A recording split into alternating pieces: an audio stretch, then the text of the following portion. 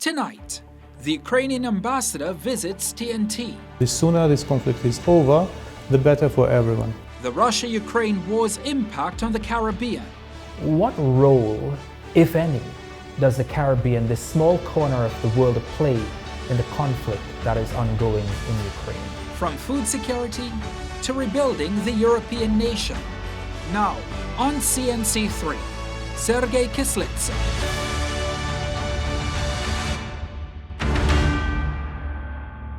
Ambassador Sergiy Kyslytsya, welcome to the program. Oh, thank you. Thank you very much for agreeing to be on this program. I know you have a very short stay in Trinidad and Tobago. What brings you to Trinidad and Tobago? Well, I'm proud to be representing my country as non-resident ambassador to this country. I regret that the busy schedule of my work and life in New York does not permit me to visit this country as many times as I wished. I'm happy that I will be honored to be received along with other ambassadors tomorrow by the president of this country. I'm looking forward to my conversations with the members of the government. I just had a meeting with fellow ambassadors and we discussed many issues both on Trinidad as well as what's going on in New York and globally. Yeah, what have those meetings surrounded, given that there is the ongoing Russian invasion of Ukraine and your bilateral discussions with Trinidad and Tobago officials continue? I think that I'm uniquely positioned because I'm present in New York and I'm ambassador to Trinidad and Tobago. And in fact, I would like to congratulate Trinidad and Tobago with a very skillful and able president of the General Assembly, my very good friend Dennis Francis, who very ably steers the discussions as president of the General Assembly. And as you know, I mean, they are quite heated discussions, in particular in the course of the last week or so. So bilaterally, it's very important for me to listen to the Trinidadians because it is very important to receive first-hand information, to understand better what is going on in this country, what are the national and the international priorities of your government, as well as to know more about CARICOM, because Trinidad is one of the leading countries of CARICOM. And even if the war is still going on in Ukraine, I mean, we have to explore opportunities for our economic and trade relationship as soon as the war is over, and maybe even before that. Yeah, let's talk a little, I'll get to that point because that's an important point for us to touch on. But before that, have you felt the level of support you want from CARICOM in the ongoing battle against Russia? Well, let me speak first rather about Trinidad and Tobago than about CARICOM. I do not represent Ukraine in every CARICOM country. I think that if we go back, for example, to the last year's speech of Minister Emery Brown at the General Assembly, and his language, his dedication to the principle of sovereignty and territorial integrity was very powerful indeed, and it was very much felt, and I'm sure that many countries, not only from CARICOM, listened very carefully. Trinidad and Tobago supported a good number of resolutions that we put to a vote in the General Assembly, including those in the framework of the 11th emergency session on aggression, and the latest example is the resolution about the principles of sustainable and just peace in Ukraine that the General Assembly successfully passed with 141 votes, including the vote of Trinidad and Tobago in February this year.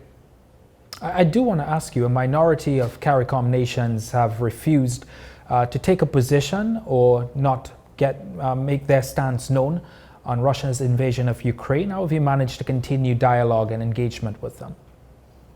Look, once again, we got 141 and in one case 143 votes out of 193 votes. And I think that is a very impressive number. Last week, the Middle East resolution got 120 votes. which is also very important expression of the position of the global. So you're telling me that Ukraine is focused on the support it is getting from the international community, or those within the international community that is supporting the effort, as opposed to those who are not sure or are not? I'm saying that the overwhelming absolute majority of countries votes in favor of the resolutions that we put to a vote with a very impressive sponsorship. And that is a very solid message that comes out of the General Assembly. There are countries, however, that for this or another reason do not vote in favor, and we regret. I'm not going to make a secret. There are various considerations that they put as the explanation, but it is very important that the Russian Federation, when it comes to the aggression against Ukraine, is in absolute isolation. There were votes where just 4 or 5 countries would vote the same way as Russia. It is another question, however, be it the war against Ukraine, be it the crisis in the Middle East, how the global position of the overwhelming majority of countries, 141 in case of Ukraine, 120 in case of the Middle East, translates into actions, translates into meaningful change of the situation on the ground. Because as we know, the General Assembly passes resolutions that are of political nature, unlike the decisions of the Security Council under Chapter 7 that are mandatory for the implementation, at least in theory. Have you been, and has Ukraine been satisfied with the work the General Assembly and by extension the UN Security Council has done since this Russian invasion of Ukraine started? Well, the Security Council clearly has failed to deliver on its primary mandate when it comes to the prevention and conflict resolution. The Security Council hasn't been able to adopt any meaningful decision of substance on Ukraine, as well as we have seen in the course of the last fortnight. The Security Council is not able to adopt any resolution on the Middle East. We will see if a new initiative by 10 elected members will have enough support to be carried by the Security Council. Still to come, the world turns its attention to the Middle East. Do you fear that what is happening on the Gaza Strip at the moment is distracting from what is happening in Ukraine?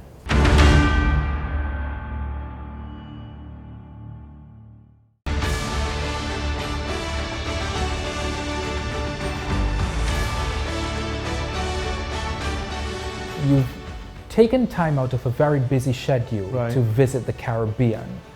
What role, if any, does the Caribbean, this small corner of the world, play in the conflict that is ongoing in Ukraine? We should not depreciate the importance of any country around the world. It doesn't really matter what the size of the country or what is the economic contribution into the global economy. When it comes to the General Assembly, every single country has the same vote. Trinidad and Tobago has the same vote as the Russian Federation or as Canada, irrespectively of the size of those countries. Because the General Assembly is not the Security Council. The Security Council has the design that is institutionally segregated.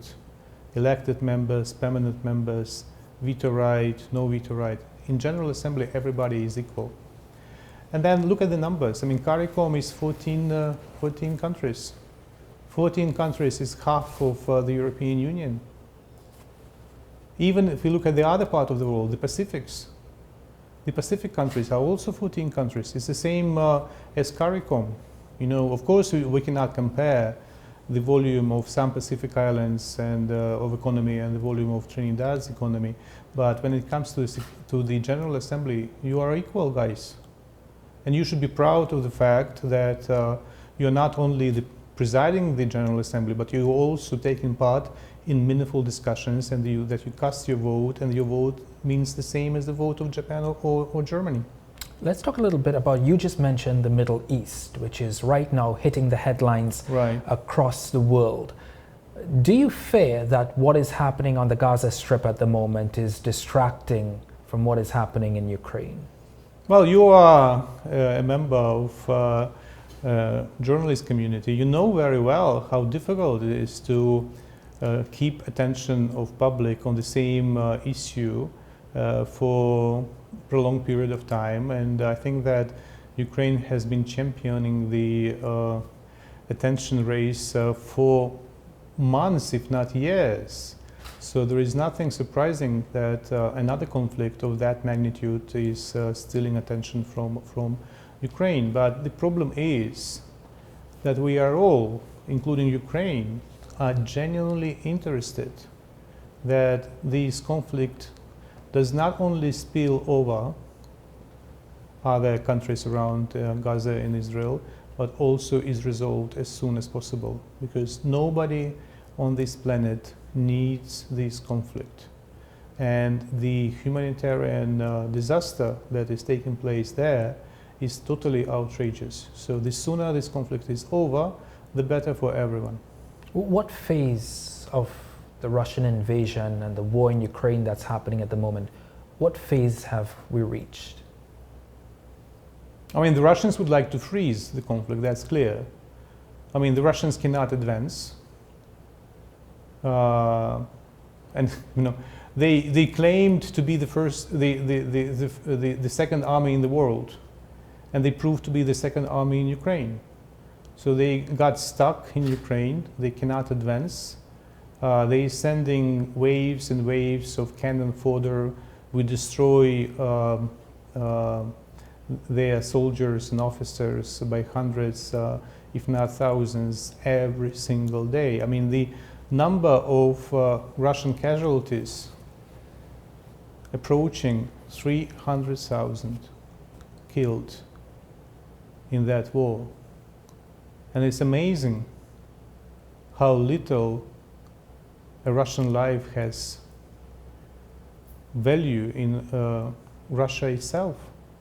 It's amazing that so many Russians are killed, and nevertheless the Russian society remains very tolerant to that war of choice by Putin. What are your thoughts headed into the winter part of this year as this war continues? It's terrible because, I mean, probably for Trinidad, +10, +8 is already very cold. But imagine a Ukrainian winter where we may have -20, -25. So what happened last year, starting from October, the Russians started these waves of missile attacks on the Ukrainian energy infrastructure that resulted in very long periods of blackouts. And you can imagine what it means to live in -20 temperature for many regular citizens. So what we see now, we see a relative lower number of missiles attacks, although they happen every night. But we understand that the Russians are trying to get the necessary numbers to start powerful attacks on our infrastructure when the temperature goes below zero. Let's get back to a little bit of bilateral discussions between both CARICOM, Trinidad and Tobago, and you yourself being the representative to Ukraine. What have those discussions, being here, what is your aim of this trip? You know, I just had a meeting with European ambassadors, and I listened very carefully what are their plans as individually or as the European Union to develop trade and economic relationship with this country. And as you may know, Ukraine is accelerating its process of approximation with the European Union. We are already a candidate country for the membership in the European Union. We hope that we will start our accession negotiations in December. That means that in the foreseeable future, our participation in trade and economic relationship with this country will not be only bilateral, but also within the joint efforts of the European Union. So at this stage, I'm really looking forward to learn more about the plans of your government, so I can properly inform my government. Yeah, part of the war that's happening right now in Ukraine by no means has stalled progress with the relationship between Trinidad and Tobago and Ukraine. I recall a story a few months ago with a coalition between gender-based violence between both Ukraine. There has been, you have pushed the digitalization project between Ukraine and Trinidad and Tobago. Where do you see this relationship headed? I see no major problems or obstacles. I see more need to educate both sides about the needs and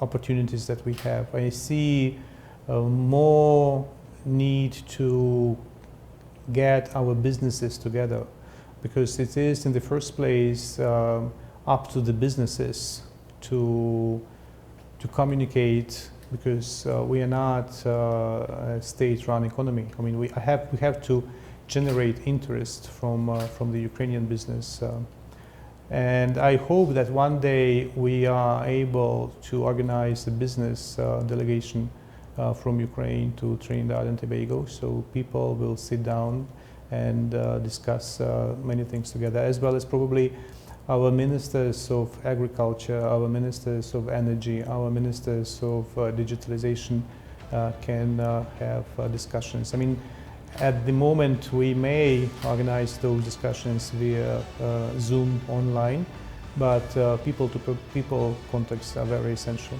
Coming up, as Russia destroys Ukraine's infrastructure, what will the country look like after the war? What role do you see the Caribbean region, to a lesser extent Trinidad and Tobago, playing? There will be a lot of rebuilding.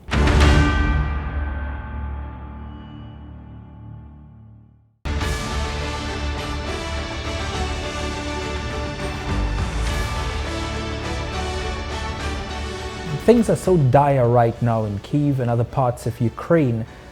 Why is this so important to you to continue the bilateral work? Why is it still on the front burner for you? Because Ukraine, and your viewers may like to know, and it is acknowledged by many partners of Ukraine all around the world, Ukraine is a very, very resilient country.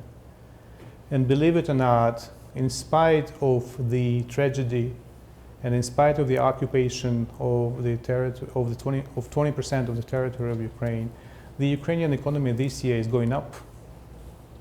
And the projections of both the government of Ukraine and the government and World Bank is that our economy will slowly but steadily will go up. You know, we are not sitting and whining. We are not going around the world asking for charity. We are generating business activity and economic activity. Believe it or not, even those Ukrainians that are temporarily in Europe, for example, many of them, like for example in Poland, 70% of the Ukrainians that had to flee the war from Ukraine to Poland are already employed. Many of them are owners of the newly established businesses in Poland. So it is in the nature of the Ukrainians individually and as a nation as a whole to be very creative and very self-reliant.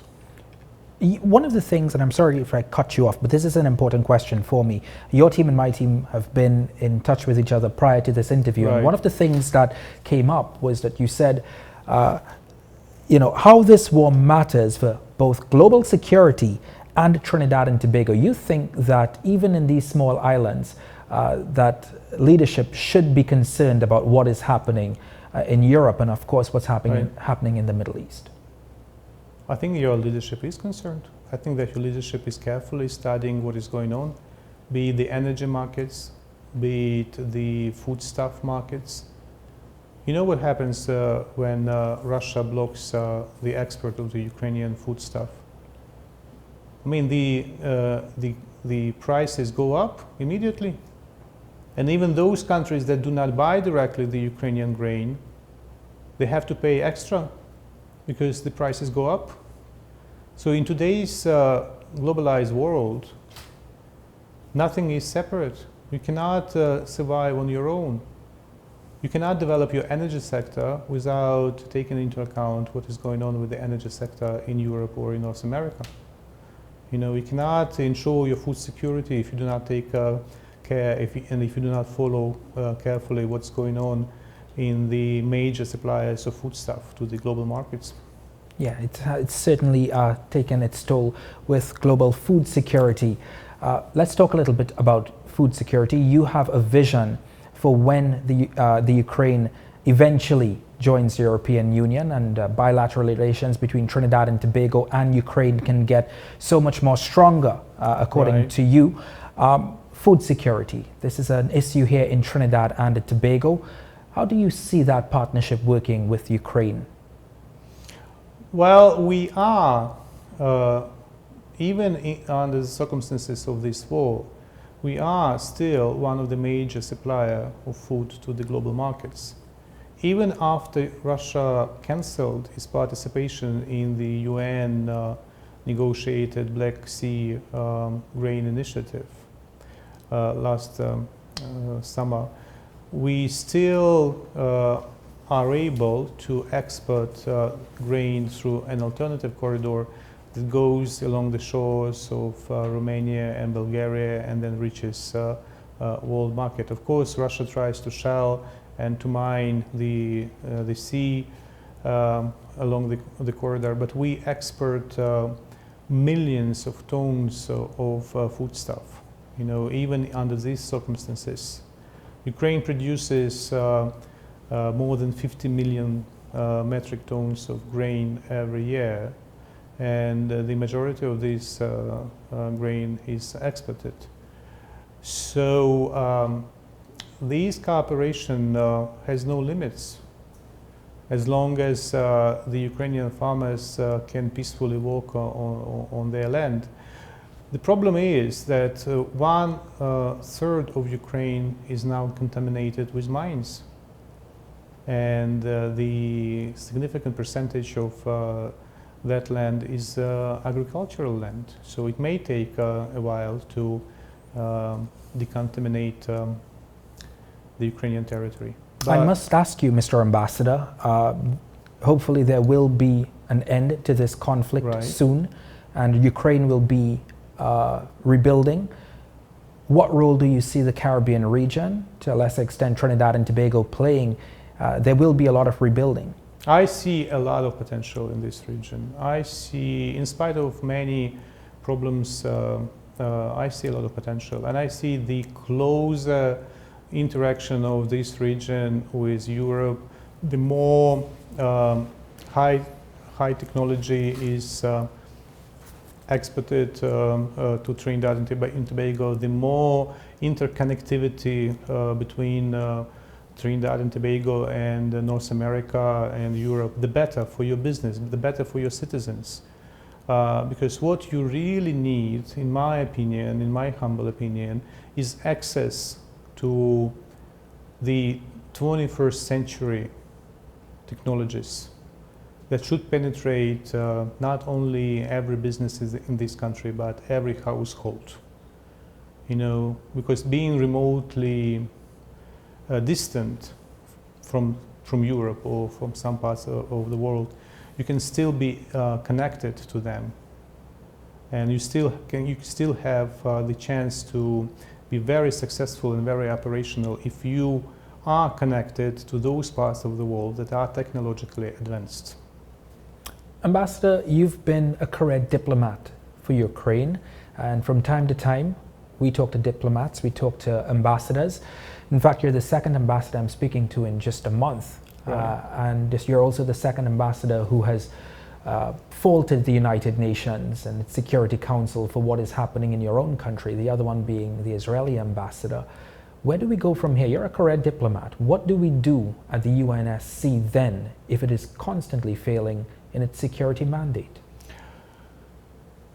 The discussions about the need to reform the United Nations are ongoing non-stop, and they were institutionalized in 2009. So by now, for more than 14 years, we have annual discussions about the need to reform the United Nations, but we are not even able to agree on a text of points that we agree. So we launch these discussions every January, ending nowhere. So I think that it is high time for our leaders to get together, for the leaders of the world, to get together behind the closed doors, not for the sake of secrecy, but for the sake of speaking very frank to each other, not speaking to the journalists, not speaking to the political crowd, but to have this intimate discussion. How do we see the architecture of global security in the 21st century? And unfortunately, I'm not convinced that the global community is already at that point when the leaders of the world can get together like we did 78 years ago in May in San Francisco of 1945. Unfortunately, we're out of time, Ambassador, but thank you very much for taking the time to be on this program. Ambassador Kyslytsya of Ukraine, we appreciate your time. Thank you. Thanks a lot.